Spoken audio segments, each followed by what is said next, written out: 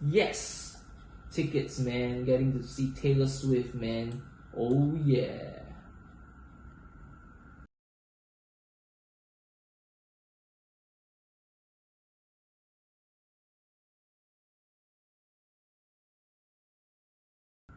What the?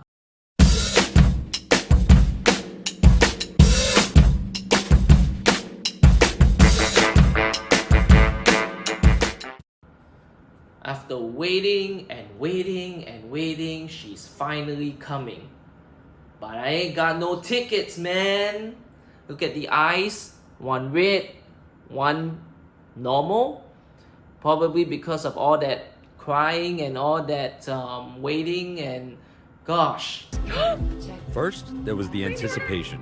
But when the queue opened up to finally buy tickets for Taylor Swift's upcoming stadium tour, No, what just happened? her fans, the Swifties, went from freaking out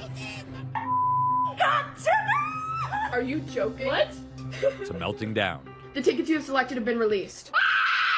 The line has stopped moving. The website fully crashed. I waited in line for like 6 hours. All of that chaos was triggered by Taylor Swift's November 1st announcement.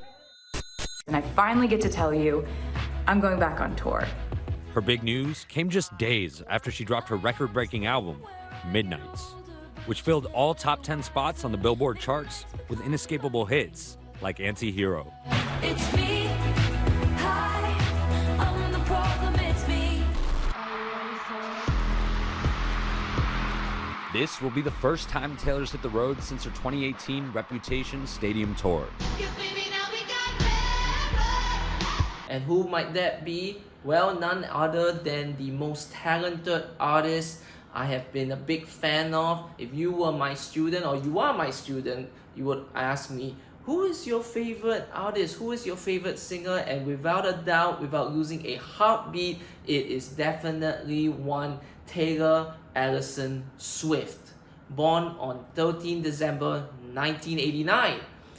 Man, I mean, she was somebody that really got me through depression, heartache, homesick, whatever sickness, probably even through COVID. During those period of times, just listening to a song, can you imagine listening to a song on a 13 hour flight from London back to Singapore back in my uni days without even watching a single movie?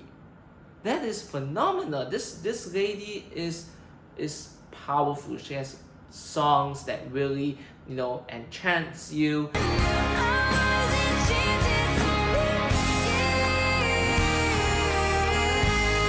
And if you were my student, you would be thinking, when is Mr. Ivan gonna come out with a video or a response? Because his favorite singer is finally coming to Singapore, but I ain't got no tickets, man. So gotta turn all that fury and sadness into a lesson. So here we go. This is your economics lesson, demand and supply on Taylor Swift tickets, her concert tickets coming to Singapore. Everything me.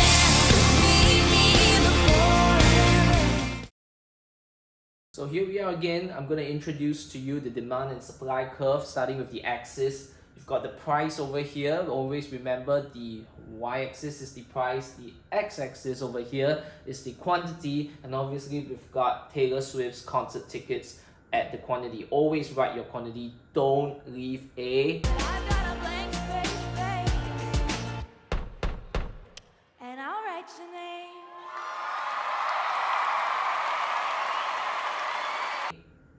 blank space. Alright, so always remember, never leave a blank space. You leave a blank space, you're in trouble, just like the song. Now, we're gonna use the two colors over here just for your easy reference. We've got red because she is in red hot demand, so red for demand. And remember, demand is always going down. That's your demand curve. And then you've got blue for supply. So here we go. This is your supply curve that goes upwards. So voila, you've got your perfect, simple demand and supply curve, just like economics, basic economics. Now that we've drawn the graph, we have to label some of these parts. So you've got your dotted line, which I've always taught in class. So going through research, okay, I'm just going to put P. The cost of a Category 1 ticket is about $348, if I'm not wrong. And over here, I'm just going to put here $348. And at the same time, you have the quantity that customers are actually gonna buy. So this is a lot of numbers, a lot, like thousands of people buying at such a price. This is just one given ticket price, Category 1. Obviously there are cheaper prices, but this is your simple graph. This is done. We're gonna teach you some elements and some concepts right now. What happens in real life? I'm gonna make it relevant to you at the same time as interesting as possible. So this is just the initial part where she had 3 days, just 3 days of concert in Singapore. But Swifties out there, you know what you're like me, you're gonna crash the system, aren't you? They crashed the Ticketmaster machine, the servers, the internet, the website, all over the US when she had her concert. Same thing was gonna happen in Singapore anyways. So to represent that huge surge in demand, gotta use another red graph, but wait a minute, is it a movement or a shift? Think about it, it's gotta be a shift. Okay, so there we go. So it's a new demand curve because of the shift in demand to the right, because we've got a surge, increase in demand. I mean, she's got what? So many fans. I don't dare to say thousands. I don't know, millions, I don't know, but she's got lots of Swiftie fans out there, and they basically are going to raise the demand. And you can see it's a shift to the right, so I'm just going to draw an arrow, which I've always taught in class. Okay, and now we've got a new situation. Ticketmaster and obviously her company that's running the concerts, they know that this is going to happen. Supply is going to demand's going to overwhelm supply, and you've got to meet that new surge. All right, so what's going to happen? Is there going to be a shift or a movement in the supply curve? Gotta get a good think. Like a fireworks show, drop everything down. I hope you had your moment of thinking. It is not a movement, it is a shift, because the companies actually decided to increase the number of days. So good on Taylor, she's super hardworking. She's actually spending more time, more days. She's extended it to 3 more days. It was like a prayer from heaven answered, you know, it's like a miracle, you know, she's gonna add 3 more days. I mean, how many times do singers and pop stars and artists do that? But she did it anyway. And so here we go, this is the new supply curve, all right, which I put S1, and here we go. And so the price remains the same because there is a new demand and supply curve. Obviously, they don't want to raise the price, they want to try and be as fair as possible. And so, voila. It seems really good for consumers. Okay, so what's happened here is price remains the same, quantity supply has increased as a result of an increase in supply to meet that new red hot demand. Alright, so case closed, story seems to be complete.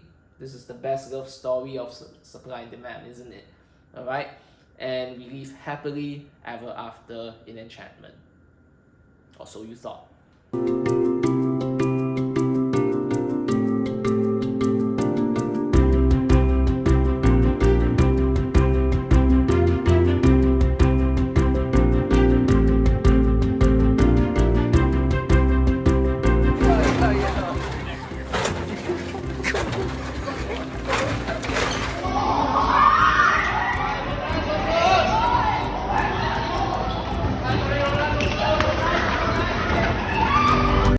Tickets for Taylor Swift's concert here in Singapore have sold out. Fans in Singapore were queuing for nearly 2 days at post offices island-wide. Now you have seen on the news, articles, videos of people queuing and queuing and queuing from young and old. Even grandma decided to go queue for her grandchild. 这次机会又失落了，心情很沮丧了，就不好，想让他开心而已了。So you can see so much hype going on for this thing, and it's got really difficult to get the tickets. So I mean, I'm sad for you if you didn't get the tickets. I didn't get the tickets. You know, I was overseas when all these happened, and I was like on the virtual queue just waiting, and you saw in the intro, you know, I was angry and can't get a ticket. And I hope you got a ticket. You're watching. If not, you know, we can basically have a pity party and do a Taylor Swift karaoke or something. But anyway, the point is, the man, as you saw in the clip, went skyrocket high. So I'm gonna put a D2 now. So you can see right here, this is a extremely high demand. Supply stays at S1. Okay, so we've got another one here. And let's look at the price. Okay, what happened is that supply cannot meet demand.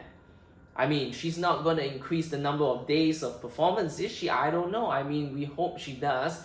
But, you know, looking at the situation now, she's probably in the midst of touring right now. She's busy, you know, there's got to be booking of flight schedules, you know, she's got to bring those musicians around, the equipment, she's got to do sound check, sound tests, you know, she's got to rehearse and dance and perform. These are like really professional stuff that requires a lot of time, a lot of money. So it's not easy for her to increase supply. So you got to think about the companies that are manufacturing your iPhones and stuff like that. You know, they cost money and it costs time as well. So it's the same thing for her. So, but I mean, she's doing a lot. The company's doing a lot, and you know, even Sports Hub in Singapore is accommodating to the surge and increase in demand. So kudos to them, and also to the people that are queuing. You know, whether you got the tickets or not. I mean, there has been signs of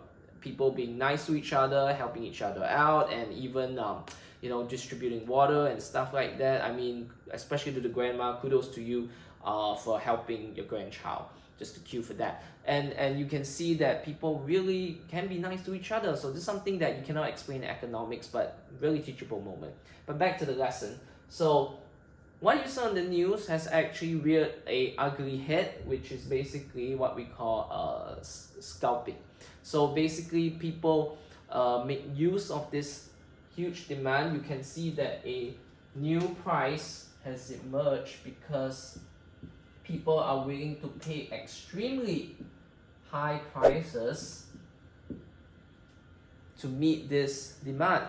Alright, so they basically are willing to pay more than $348. You see in the news, this could be as much as, gosh, probably more than $1,000 just to see her. Okay, these are third parties. They buy the tickets, they sell it to you at a super profitable price just to make more money.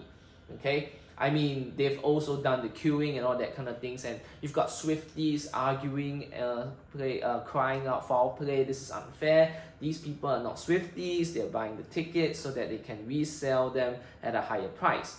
But hey, you know, that's economics. You know, you've got a demand and supply, you find a way to make money. That's what people do. Whether the country decides to ban it or not depends on the country. We're just here to learn. Okay, professor actually says in a newspaper article that how do you know a fan is a true fan? It depends on how much the fan is willing to pay for the huge price. So if you're a real fan, besides how much knowledge you know about Taylor Swift, what she eats, what she likes, what's her favorite color and stuff like that, you know, but how much are you willing to pay just to see her? Now that's the real determination of a real fan, and that's where economics comes in. Alright, so while we're at this case study, I just want to share with you some social issues, some events that might be a point of interest when it comes to society and economics. So the first one is that students actually ask if their principals and probably even the Ministry of Education to have the nights of the concert, on those nights to have school holidays for them, because they're gonna be up all late at night. Concerts don't end like 8 or 9 p.m. They end at probably past 10. I was at the 2014 Red Tour. I got home at approximately 1 a.m. after the concert. It was obviously a jam-packed concert, and yeah, you know, you do take a lot of time because you're rushing out with a lot of people back home on the public transport, Grab, taxis, what have you. It's going to be a hassle to get home from the concerts, and concerts don't end early. If you're a taxi driver or a Grab driver, well, chances are you may want to camp outside the Singapore Sports Hub, the Kallang area, just to get some good business, because lots of people need to go home. But ticket sales are one part of the money-making equation. Add in merchandise, food and drinks, parking, maybe even a flight and hotel stay. Top acts can move the economic needle. Sweden blamed its higher-than-expected inflation rate on Beyoncé's concerts. Taylor Swift's Eras Tour has the potential to generate $4.6 billion in consumer spending in the U.S. alone. That is enough to prompt Australian lawmakers to petition her to add another concert stop in Adelaide. Okay, the next thing is, because this is such a huge event, Singapore is going to be, or has already been known as, an international hub for world events and conferences, what have you, that promotes a lot of investments, foreign visitors coming in, tourism, and it's going to be a huge boost to economic growth, which you will learn further down the road about economic growth, GDP. All these things help the country actually grow, and it is a good thing actually for the country that, you know, increases a lot of inflows, capital inflows. So it is actually a good thing that she comes. So well done to Singapore for having her come not 3 days but 6 days. This is amazing. She's gonna spend a weekend anyway, so wow. So hey, if you see her in the streets of Singapore over the weekend, good for you. But more importantly, this is a boost to the Singapore's MICE industry. MICE stands for Meetings, Incentives, Conventions and Exhibitions, which is a huge boost to our economy through tourism, foreign investments, and lots of visitors coming into Singapore. So that's all for today. I hope you enjoyed the lesson, trying to make my experience on getting the tickets as fruitful and productive as possible. Hopefully, again, I'll try to make more videos. It takes time and a lot of effort. Appreciate a like and subscribe if you can. And yeah, I hope to see you in the next one. In the meantime, I guess I gotta deal with it and move on not getting the tickets, and, you know, any kind soul would like to sell it to me, not at a super normal profit but at a reasonable price. I would like to go you know, and experience what I experienced in 2014. But if not, I'm wishing you guys a happy time, great time with your friends and family. She is wonderful, she's phenomenal. Been to the concert before back then. It's going to be huge. It's gonna be great. Alright, so here's wishing you a good time. As for me, I guess I gotta shake it off and begin again where it's safe and sound with Back to December. I'll see ya.